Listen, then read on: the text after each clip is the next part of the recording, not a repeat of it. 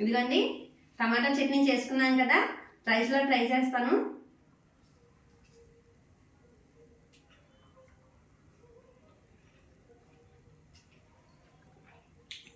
Super ఉందండి.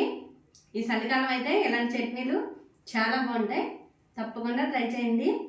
మన దగ్గర ఉన్న సామాన్లతోనే మనం చేసుకోవచ్చు.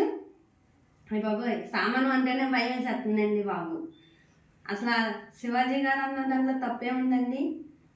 ఆయన రాబందులు పొడిచినట్టు పొడుతున్నారు తప్ప. ఇప్పుడు ఆడపిల్ల బట్టల గురించి తండ్రి కూడా చెప్పలేడు, అటువంటిది తల్లి ఒక్కటే చెప్పగలదు. అలాంటప్పుడు ఆయన తల్లి స్థానంలో ఉండి చెప్పినట్టే కదండి. ఇంకెందుకు ఆయన తక్కువగా మనం తక్కువ పడతాం? ఇప్పటి వరకు మంచి చెయ్యాలి అంటేనే భయం వేసేది, ఇప్పుడు అలా కాదు, మంచి చెప్పాలి అన్నా కానీ భయం వేస్తుంది. ఇప్పుడు అది ఆయన తల్లి స్థానంలో ఉండి చెప్పారు. అలా అర్థం చేసుకోకుండా రాబందుల కన్నా ఎక్కువగా ఆయన అసలు టార్చర్ పెడుతున్నారు, కేసులు పెడుతున్నారు.